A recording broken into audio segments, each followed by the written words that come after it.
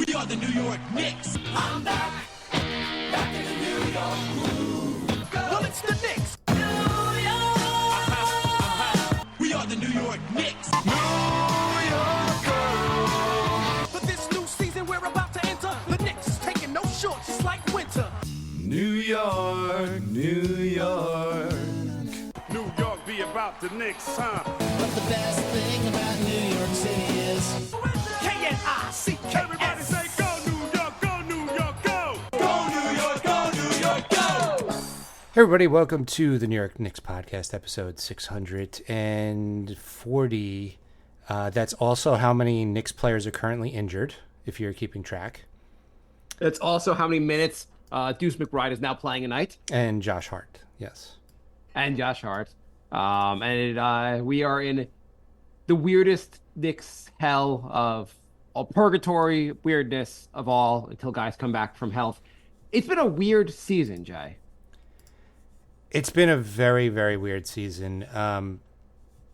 Not really a fan of the last few weeks.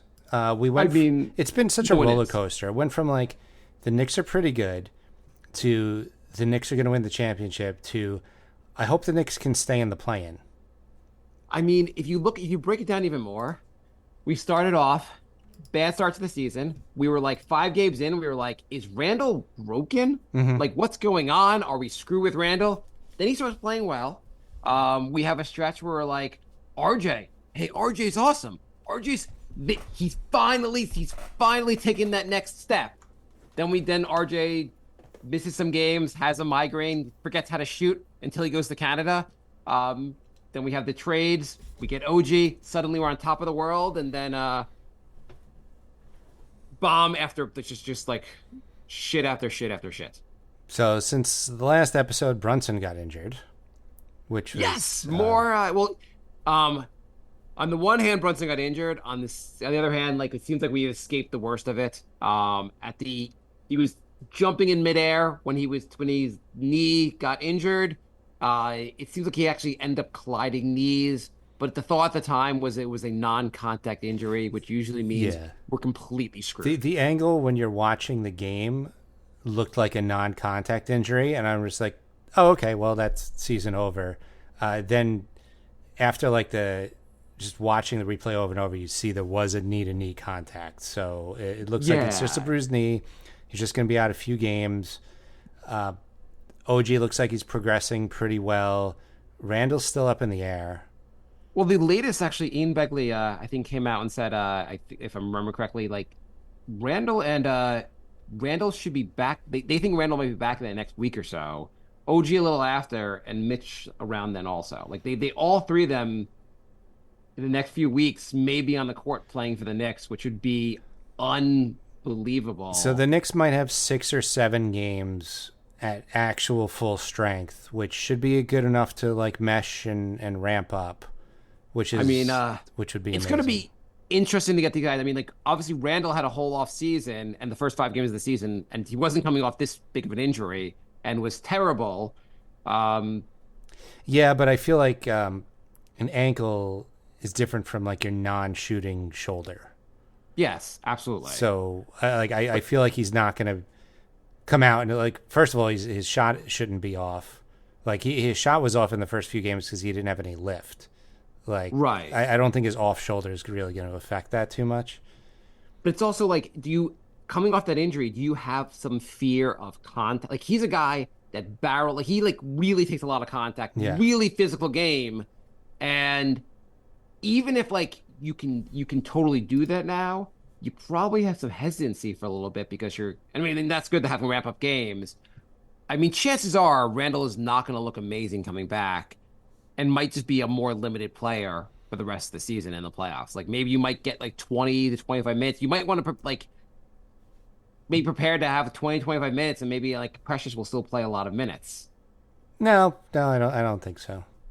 You don't think so? You don't think he's going back to me? Like, Tibbs is like, you feeling okay? And Randall's like, I don't know. 48 minutes tonight. We're doing it. This whole Tibbs thing, he doesn't do that.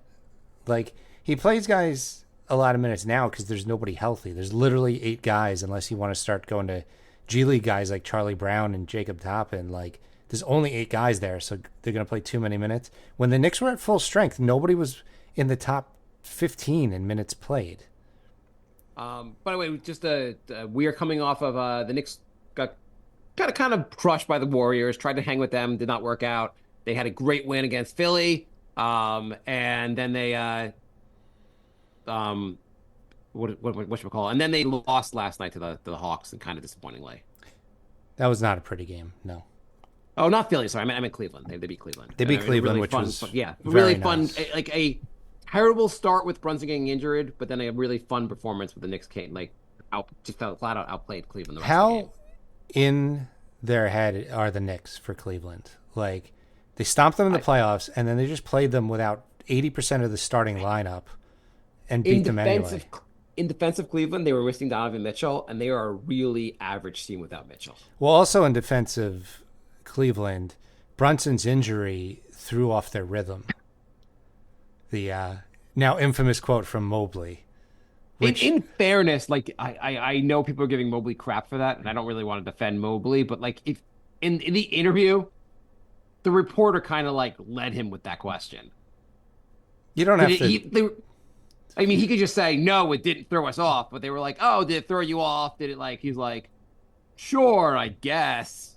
He definitely could have said no. It was 47 seconds into the game. But what rhythm did you have? You took one shot. I think the exact quote was, whatever excuse you have, we're a bunch of bitches. Yeah. Well, that was my point. Like, they definitely don't want to see the Knicks in the playoffs. It is crazy just on this roster. Everyone that is playing now was basically a part-time player coming into the season. Almost, I guess the only person you could say Josh Hart was playing major minutes to start the season, but he was even a part-time. Like he was like a coming off the bench. Like it's crazy. Our number one offensive option is Dante DiVincenzo, who was coming off the bench 15 to 20 minutes to start the season. McBride wasn't playing. Achua was not playing that much in Toronto.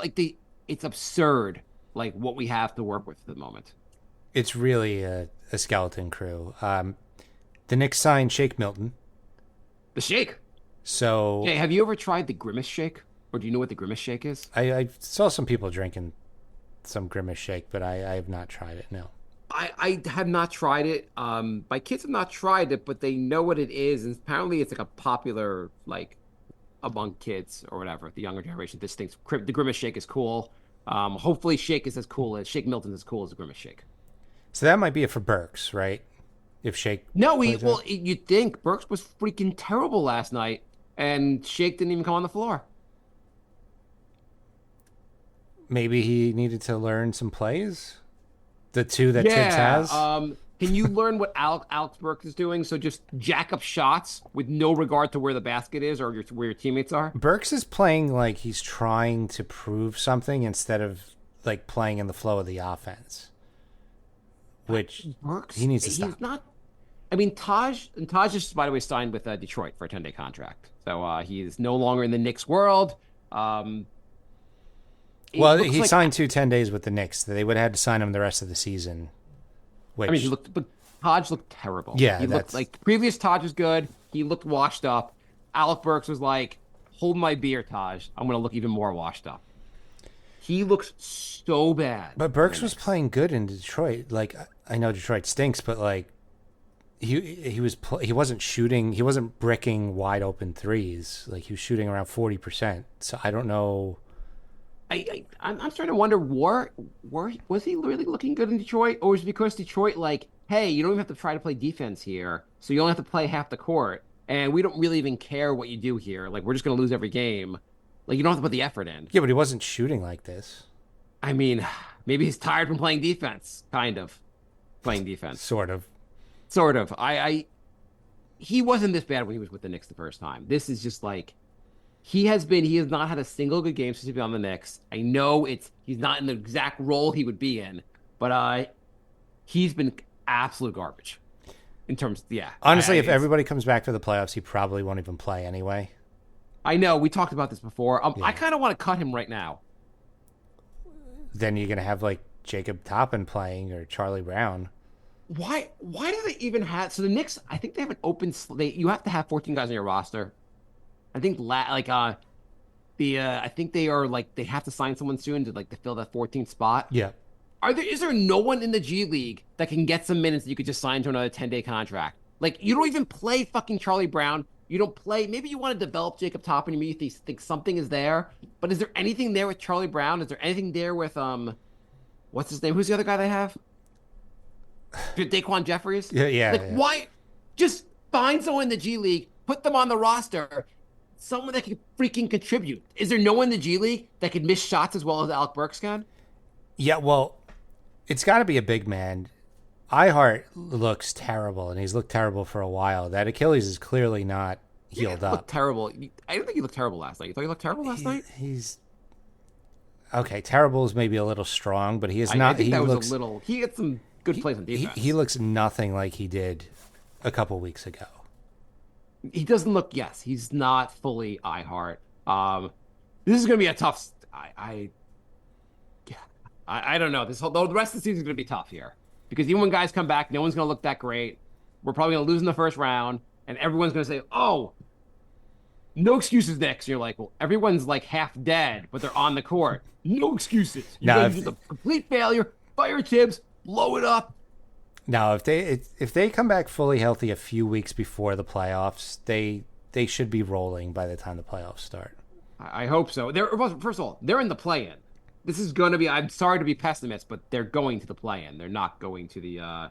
It is going to be really tough to be in the actual top 6. Well, the good news with that is if they finish 7th, then they'll get to play Cleveland in the first round, who's scared shitless of playing the Knicks. So that'll be fun.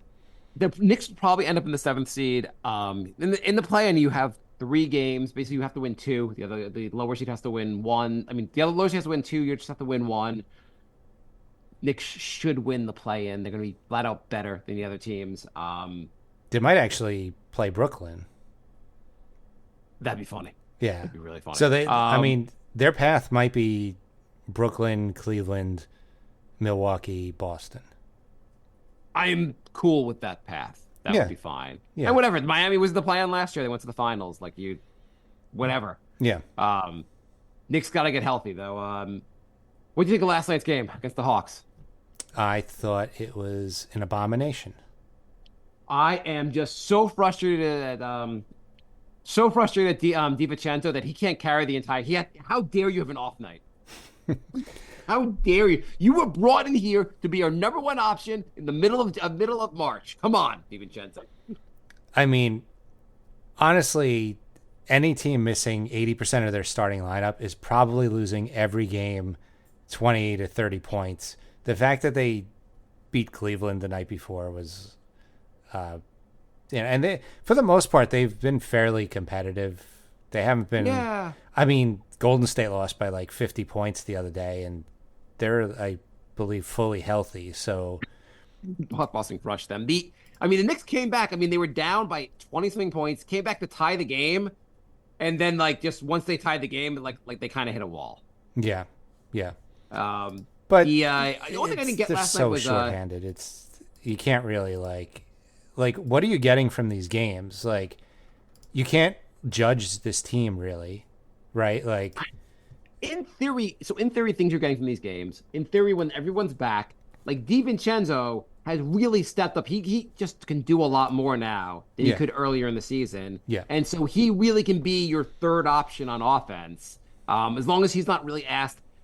He's not great at creating his own offense, but he doesn't really need to if other guys are back. Well, he could also shoot lights out, and if you have Brunson and Randall out there drawing attention, he's just going to be hitting open threes the whole game. And he was going to hit open threes. I love the fact, even though his shot was way off last night, his defensive, his intensity on defense was still there. He was getting deflections, turnovers. He was playing really good on that end of the floor. Yeah. And other things you get so I am with Tibbs' reputation for overplaying guys, and a lot of guys played big minutes last night. And I'm sure there's an actual reason we just don't know. But why the hell did Precious not play that much? That was Precious's best 24 minutes on the floor for the Knicks. He looked great last night.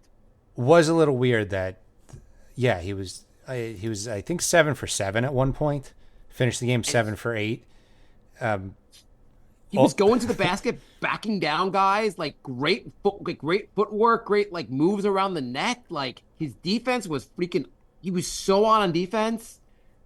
I mean, maybe. I mean, I'm gonna assume that if he was, like, there's no good reason Tibbs loves playing to him. Mm-hmm. Maybe he's like, hey, maybe he has a sore ankle. Yeah. Something's there. Something's like where he's like, hey, Tibbs, I really don't want to get fully injured. Like, you got to limit my minutes tonight. Very possible. Very possible. Yeah, there's got to be something underlying. Like, they're like, hey, Precious is good. You're going to kill him. You have to, like, ease up a bit. Yeah. Yeah.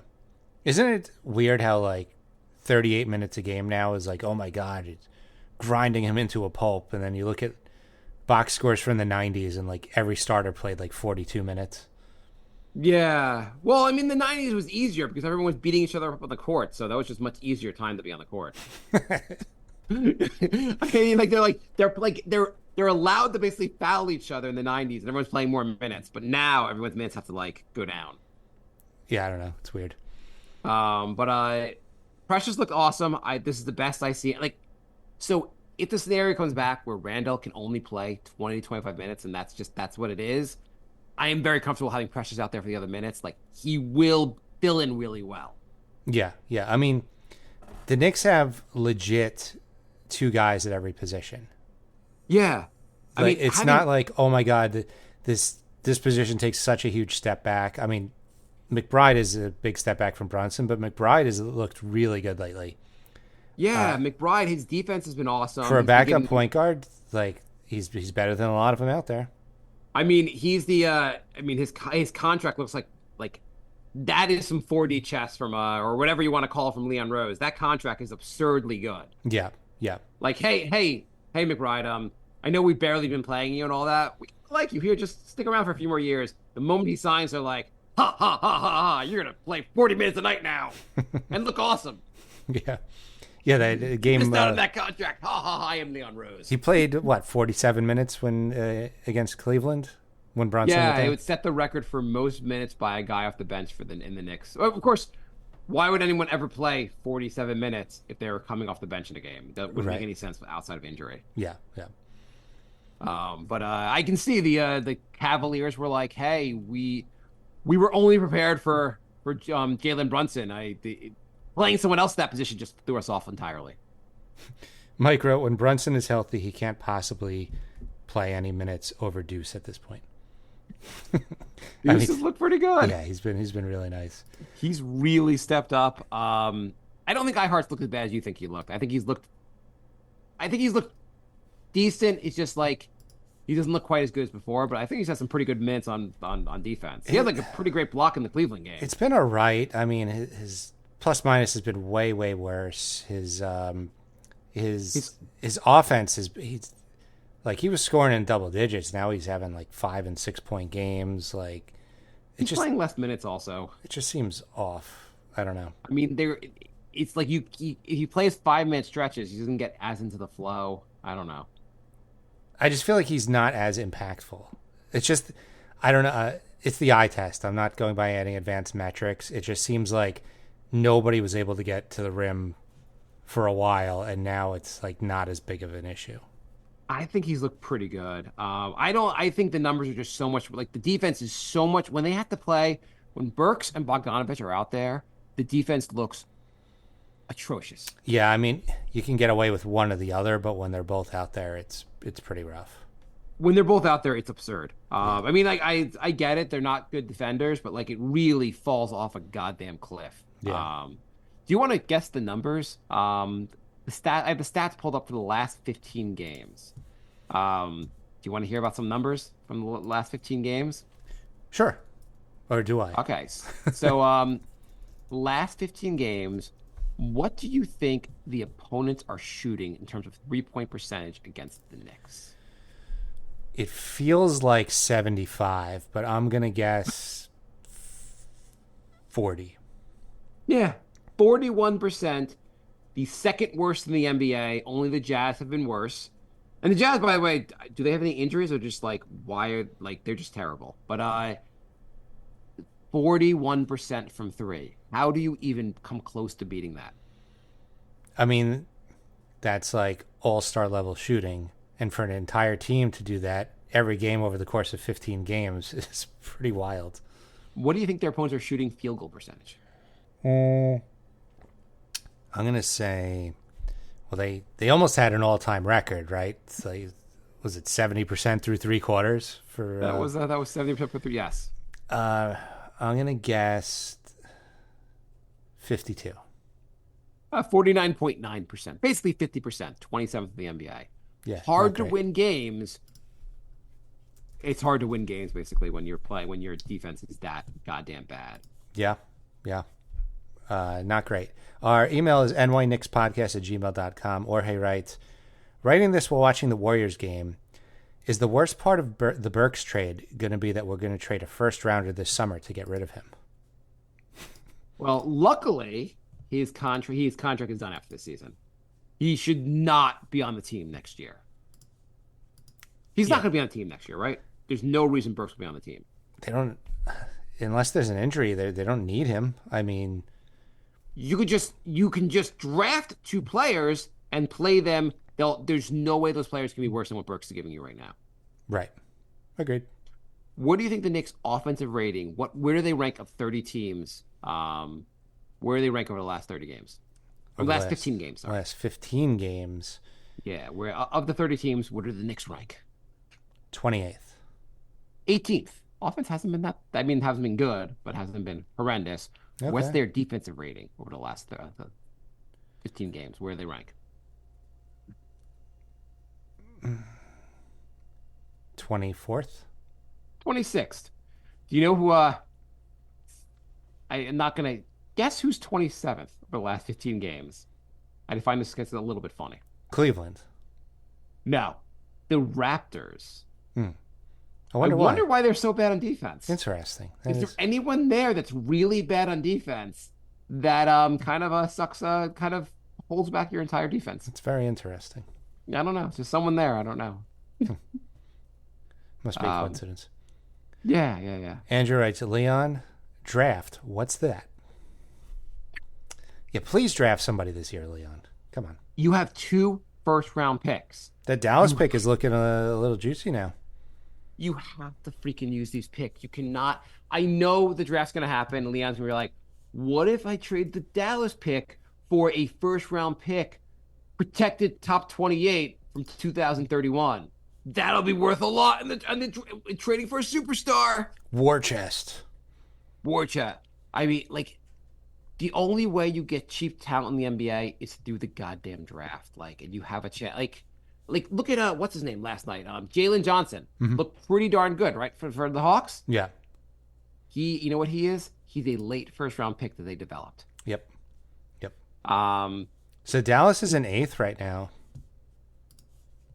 Yeah, they're falling off a little bit. Where are they in the Knicks? Let me see where they are. The Knicks season ended right now. Where do they draft? It looks like basically the season ended right now. The Knicks would have the 15th pick in the draft, which is a pretty good draft pick, and the 20th pick. Mm-hmm. I mean, and that's decent chance the Knicks actually end up with, like, because the Knicks probably will lose a few more games, Knicks would be like 14th, maybe the 14th pick and the 16th pick or something like that, or 17th pick. Not bad. I mean, add to your roster with those picks and not freaking trade them for some stupid.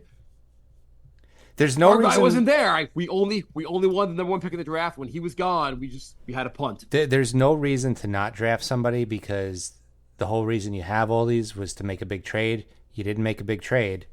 Now draft somebody. Our roster is proof that you can't get someone late in the draft.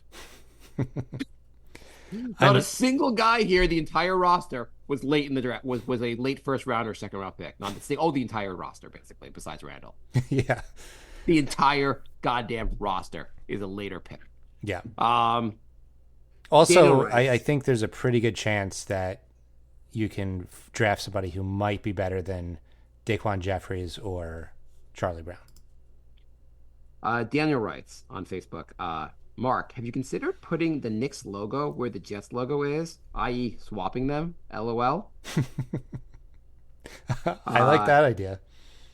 Okay. And anyone else think that Achua can become a Randall Light with more training? Getting real minutes has flashed the potential. Similarly, Deuce seems to be taking an IQ role. Yeah, with yeah. I mean, would think I agree with the Deuce part. The Achua, I mean, he's got the rebounding. His defense is pretty good, actually. Yeah, pretty good. He needs to get better at being able to create his own shot. I mean, I don't think that's going to happen, but yeah. Well, I mean, actually, no, he was creating. I mean, last night he was driving to the paint and like creating his own shot. Never mind, he really was. Mm-hmm. His 3-point shooting is terrible, but it's something he can develop. It's not like Randall's agree, 3-point shooting is great anyway. Yeah, I mean, like he's just not really a threat from 3-point land. Like no one's ever going to guard him out there. At the same time, he could work on that. Like, I mean, how much do you think he was working on his 3-point shooting going leading up to like this? It's not like he was like, "Hey, I'm going to shoot a lot of threes in my other roles." Now maybe he'll shoot more threes in the offseason and maybe get better at it. Yeah, I mean, with other depending on the lineup, he doesn't even need to shoot threes though. I mean, he's had to shoot threes because everybody's injured. But if you have OG back and you could have Brunson, Dante, OG spreading the floor, he can do some work down low.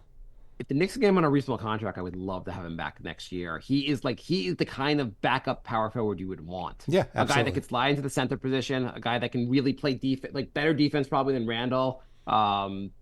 Get some rebounds, really fill in somewhat on offense. Like, and I think we talked about before, but I really think McBride, like, part of that calculation with the IQ trade was like, hey, we really think McBride can do 60% of IQ at least. Yeah, and I'd argue he's doing like 75% of IQ.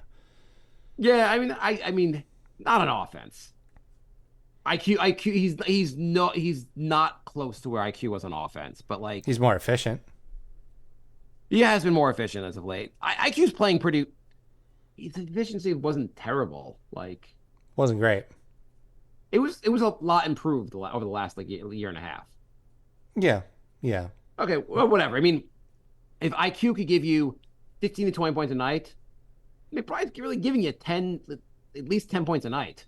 Yeah. Oh, would you rather pay IQ $25 million or McBride $4 million? I mean, really, I'd rather just turn IQ into the best, the top 3 defender at the 3 in the NBA. That's really what it comes down to. Yeah, that too. Yeah.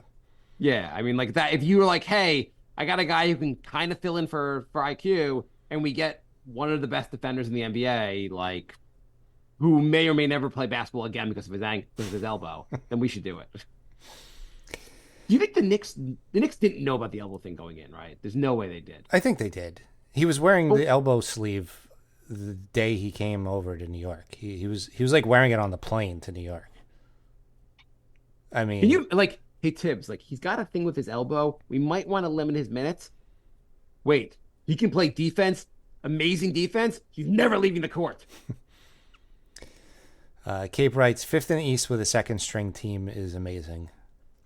I agree. I mean, they're 3-7 in their last 10, but even some of those losses weren't like really bad, considering like most other teams, if they have this many injuries, are losing by 40 points. What game did you feel like they really just didn't have a shot? Like I felt like the Atlanta game, obviously the score ended up being a greater, like they lost by like 16 points, but like they were really in that game at the end of the game. Golden State game, it felt like there was kind of Golden State game. They felt like they got their butts kicked. That was pretty much the only one though. Like they almost beat Boston. Also, Golden State, like I know the Knicks were like. You can say the Knicks don't play the best 3-point defense with this current team, but the Warriors were hitting some ridiculous threes. Yeah. Well, I mean, Steph Curry had one of those nights where like I don't think he hit like a million threes, but he hit some threes where you're like, you did everything you could to guard him because you're within the NBA rules, you can only guard someone so much with a 3-point shot. Like he just got like an ounce of daylight and just chucked it up there and it went in because he's the greatest shooter in the history of the NBA. Something about MSG. Everybody gets Something about hot. him. Everybody gets Yeah, hot at MSG. he was on fire. The whole Golden State team could not miss from three. They go to Boston. They couldn't hit the freaking backboard. Yep. Yeah. And I know Boston plays great defense, but like, come on. Yeah. On Twitter, Cody writes, "Is Josh Hart the new triple-double king after getting 3 in the last 5 weeks?" So he tied Clyde, right? I guess so, yeah. For most triple doubles on the for a Nick. Sure. In a week? I think in a season or No, it's definitely not. 3 is definitely not the most in the season for the Knicks. triple double. Knicks don't have a lot Yeah. of triple double guys. I know, but like, there's no way. Most. It was Dear Google. This is the part of the show where we Google trivia. It's a very riveting part of our podcast. You know, we could, besides that, we could use other, like I can use Perplexity or like some other AI. Frazier has the most career. How many do you think the number of career triple doubles Walt Frazier has to lead the Knicks all time? 17. 23. Okay. Randall is 4th all time for the Knicks. How many do you think he has? 12. 8. That's pretty crazy considering some guys like average a triple double now. Russell Westbrook averaged a triple double for 2 straight seasons. The Knicks are like, Randall, 8 times. You're 4th all time. You know what's funny here? I'm looking at the list. You know who's 7th or tied for 7th? Josh Hart. Yeah, I mean, anyway, Hart's been awesome. Hart's been the heart of the team while everybody's been injured. He has been so goddamn good. And it's been ridiculous. him popping Donovan Mitchell's chain on the way back from hitting a 3 was hilarious. Did you see that?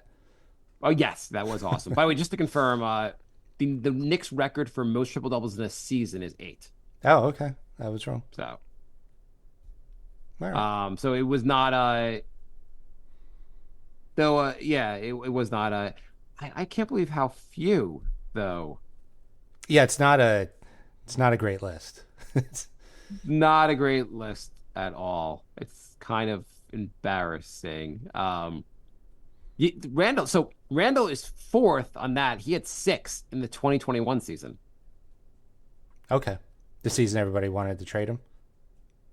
Yes. Well, then that was the season. That was before he basically just shot the floor against Atlanta, and everyone was like, "He's a fake all-star. Get rid of him." And Andrew just chimed in and said Melo had 1. Yes, that one time. You know, it wasn't that game where he scored 650 something points or 60 points. Definitely wasn't that game because he didn't pass the ball at all that game. I'm surprised that he got 10 assists in any game on the Knicks. Yes, yeah, I guess I'm a little Okay. surprised. Before we But lose whatever. all our listeners, is there any other Twitter questions? No, I posted on Twitter like just something about Randall, like, hey, like the team actually misses him. Like, this is like, I hate when people are saying the Knicks would be better. This is proof the Knicks aren't better without him. And some people are like, what about the other guys they're missing? Like, I wasn't saying the other guys don't matter. I'm just saying Randall does matter. But then people were like, someone was like, hey, like, we never said Randall, like the Knicks are better without Randall. All we were saying was the Knicks were better without Randall. He's a losing player. What are you talking about? You just said your next sentence says your guys are better with. I don't know. I really shouldn't argue with people on Twitter. Nope. It's a losing proposition. So the Knicks are not in a position to win games. I guess. Big game coming up tomorrow. Who they got? Orlando. Tomorrow, Orlando. And if they lose to Orlando gets The tiebreaker. So it's a big game. Decent chance that Jalen Brunson supposedly might be back by tomorrow. Okay. I don't It's gonna suppose be a tough team to beat without them. OG Randall Mitchell are all coming back tomorrow because that would be good. No. They got Philly back-to-back games then, or like Sunday and Tuesday. Well, I think Maxey just got injured. So, I mean, Philly's almost as injured as the Knicks at this point. Not that I'm rooting for anyone to be injured, but it'd be nice for the other team to also have some issues. Right. I hope that game isn't on ABC, because then we'll keep hearing about the shorthanded 76ers with not a mention of the Knicks at all. What was it? The Golden State game? Yeah, the Golden State game of the Knicks, where the ESPN crew said that Steph Curry, who the Knicks passed on in the draft, is doing wonders tonight. Knicks didn't pass him in the draft. The Knicks knew that they were supposed to take him. They just didn't get the opportunity. How little research does ESPN do? In fact, they didn't have a backup plan, and they panicked and drafted Jordan Hill, right? Yeah, they really thought they were getting Steph Curry. They really tried to get him. It's almost like they're like, Jordan Hill, I don't know. We were not expecting this at all. It's just like ESPN's just like, well, Knicks are playing Zion tonight. I don't know why they passed him on in the draft, but man, they passed on Towns and Edwards. This is crazy. Man, I can't believe the Knicks passed on. I guess maybe they didn't draft Giannis. When I don't know if they had the option, but they're like Knicks passed on LeBron just like they passed on Michael Jordan. Great research by the highly paid commentators. Yeah. So the Knicks, they got the next 5: Orlando, Philly, Portland, Sacramento. They should be able to go. They should be able to win at least 2 games, if not 3. I mean, Portland's an easy one. You'd think they could get at least split with Philly. Mm-hmm. They could beat Philly twice.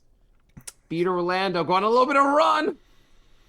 I mean, Sacramento isn't exactly lighting it up right now either. So it's they've fallen all the way to 7th, actually.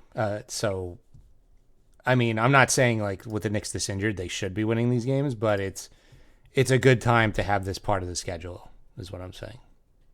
I mean, just like they should at least be competitive. Was it all a dream? Was it all a dream? Because January was so much fun. This team was so ridiculous how they were like humiliating teams on a nightly basis. It almost feels like a fever dream at this point. It was so like, it wasn't like the offense was so amazing. The offense was good, but the ball, they were like, just give it the ball back on defense. Like it was just taking the ball from the other team. It was ridiculous how well they were shutting teams down on defense. Yeah. Giannis was selected 15th. The Knicks picked 24th. Thank you, Andrew. Okay, yeah. I mean, the Knicks, I guess, passed on Jokic. They could have taken him. That is true. That is one that they could. I mean, the entire NBA passed on him, but what are you gonna do? Yeah. So, what do you think? 2-3, 3-2, something like that. 5-0, Jay. And if I'm wrong, I'll just make a prediction next week. The Stephen A special. It doesn't matter. It would be great with like one day on the air, like ESPN or something like that. He's like, yeah, I thought I predicted the Magic to win last night, and the boss just like ESPN executive comes out and just fires him. You too many wrong, Stephen A. Just too many wrong predictions. You're out of here. The crazy thing for me is when Stephen A. gets into debates with his co-hosts, none of them bring up the fact that he picked the wrong finals winner 7 years in a row. Like that's almost statistically impossible to do. I have to say also, like, when you're debating it, like you're just like, you're like, okay, I know Stephen A. doesn't even believe what he's saying, and we're just arguing for the sake of arguing, and is this entertaining to anyone? But I gotta freaking do it because this is what ESPN wants. People are watching, and they pull in big numbers. I don't know. It's not for me, but somebody's enjoying it. I don't think Stephen A. like, I think he can be entertaining at times, but like, I don't know, his shtick gets old real fast. Yeah, he was on Bill Simmons and he talked like a normal human, and I was like, oh, he's actually like kind of interesting now when he's not screaming. It's just that he just does the screaming shit and the overreaction stuff, and like the Knicks, if they don't trade for a star, there's no way they could win a game ever again. You're like, okay, could you just use a little less hyperbole, please? Just a little less, Stephen A. every time you speak. All right, I think we're done. Like the Knicks current roster is. Yeah. So hopefully by the time we do next show, we'll either have some players back or be close to having some players back. We are nyknickspodcast@gmail.com if you want to email us. nyknickspodcast on Patreon, Facebook, Instagram, and Twitter, or X if anybody's calling it that. And the NewYorkKnicksPodcast.com is our website. If you're bored while the Knicks are not playing, you could leave a review on Spotify or Apple or something like that. And yeah, thanks for joining. We will be back next week. Goodbye, everybody.